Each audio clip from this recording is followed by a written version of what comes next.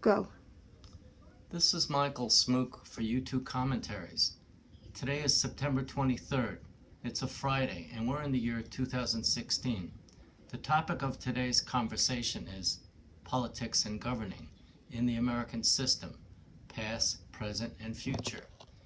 We're going to talk briefly about the presidential race and determine among the candidates who's for change. Is it radical change, incremental change, or the status quo? In addition, we're going to talk about the need in the United States for an infrastructure rebuilding process whereby we can strengthen the middle class and expand it.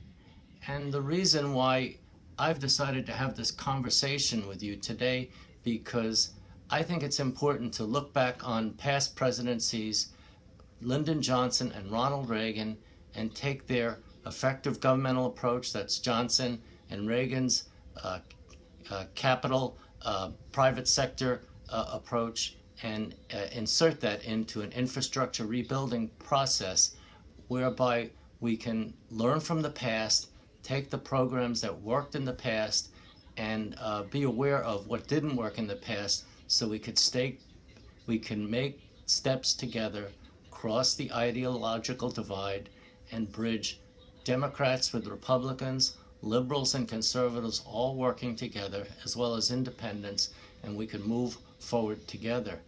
The second reason why I feel this conversation is necessary stems from the fact that I believe America is already great. However, we still have work to do. And before I go forward with this conversation, there are some other things I wanted to talk to you about. Many people are very frustrated with the American system. And in the last year and a half, we've had a long-distance presidential race. And American people are frustrated by gridlock. And the thing is that the system was designed to not be as efficient as it should be, because the way the Founding Fathers designed the Constitution, and they wanted cool heads to prevail, and that both branches of the House of the Congress, the House of Representatives, and the Senate needed to be in sync with each other, and then they needed to work with the president. So things are not moving as quickly as we'd like, and sometimes we get a little bit frustrated with it because that's how the system was designed to be. The second thing is that everybody in this country, just about everybody, has struggled. Black, white, brown, red, straight, gay, transgender, everybody has struggled in this country. People have to fight for their rights. American history is unpleasant, and if you want to take an unvarnished look at American history and the way the system is today, it's going to be an ongoing struggle, and sometimes it's not going to be pleasant. But at the end of the day, I'm still optimistic. And I go back to the words of one of our founding fathers, James Madison, who said in Federalist Paper number 45, he said, if men were angels, government wouldn't be necessary. Well, men and women are not angels, so at the end of the day, government is our last best hope to find the progress and have a better society where we have equity, opportunity, and justice for as many folks as possible. So now that said, I want to talk to you about the two most transformational presidencies in the last 55 years. And it's really interesting because we're talking about Lyndon Johnson, who was a Democrat and a liberal, and who looked for inspiration from Franklin Roosevelt. And on the other hand, you had Ronald Reagan, who was once a Democrat and a liberal, and then sometime in the 1940s he changed. He became Republican and conservative, and he looked back to Calvin Coolidge for inspiration, a Republican president from the 1920s. Calvin Coolidge said, "The business of America is business." So what's fascinating about these two men is they had different approaches to running the country as chief executive. They had many successes, and they also had some setbacks as well. And the reason why we're talking about them now, not just because it's interesting history, but because we're going to take this conversation, this part of the conversation, and then we're going to insert it into some ideas I have about what the United States can do to re-energize the economy through an infrastructure rebuilding process. Now, quickly about Johnson. He became president on November 22nd, 1963. John Kennedy was assassinated in Dallas. The country was in deep shock. And Johnson took Kennedy's agenda, and inspired by his previous work with Franklin Delano Roosevelt, he introduced a massive, robust domestic program called the Great Society Program. Some people call it the War on Poverty. I can think of 6 programs that are still in place now because Johnson put them through.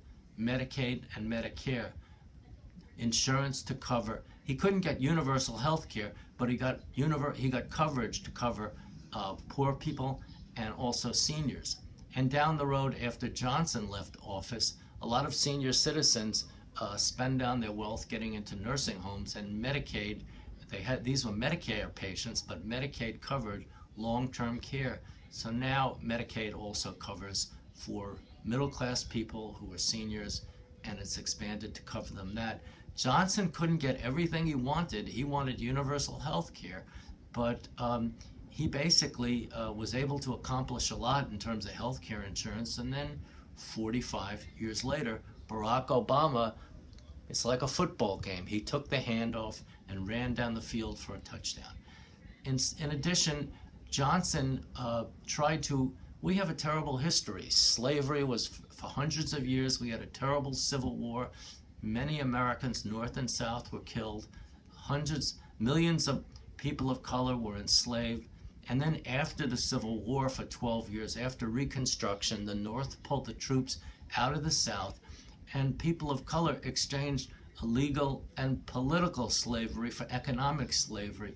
They were now tenant farmers on the same plantations they worked, and there were extra legal messages to hang people without trial.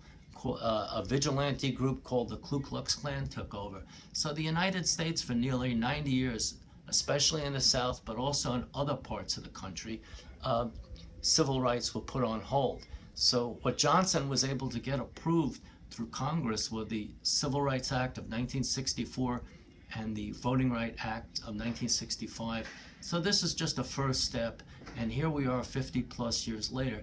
We're still having the same conversations. Sometimes we're having arguments. So Johnson it was a good first step. It was a start. The problems we have in terms of race in this country still need to be worked out today. When you see disharmony in places like Baltimore and in Ferguson, Missouri, and I hear coworkers at work in New York City, many are people of color. They pay taxes, they're well educated, they go to church, but they feel that the system is not set up to provide them and to look after them. And they feel that there needs to be change in America. And then there are people who feel completely different. So I guess the point of it all is it's hard to find change, and it's hard to bring everybody along together.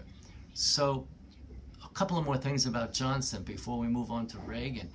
Johnson was able to get food stamp program approved, which covers between 40 and 50 million Americans.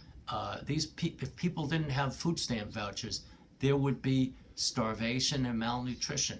And these programs that were put in place over 50 years ago are a part of the federal government's benefits to those low-income people who can't afford to feed themselves.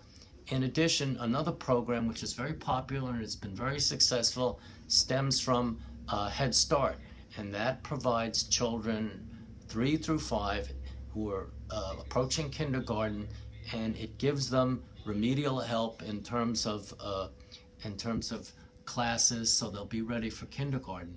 It involves the parents, and it also involves nutrition programs.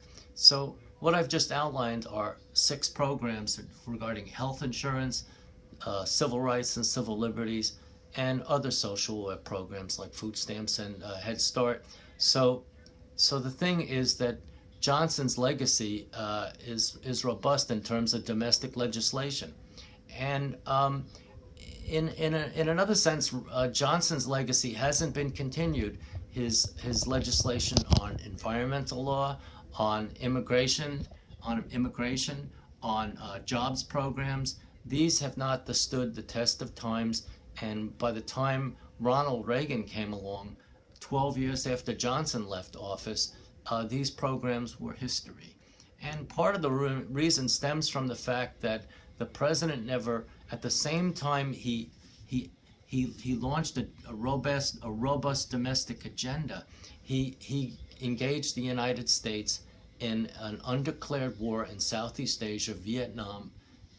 Between 500,000 and 600,000 Americans, men and women, were fighting over to save South Vietnam from a communist invasion. And Johnson never bonded with the American people over guns and butter at the same time. And so the thing is that Johnson's legacy Johnson did not run for re-election in 1968, and his legacy would have been cemented if he had another 4 years.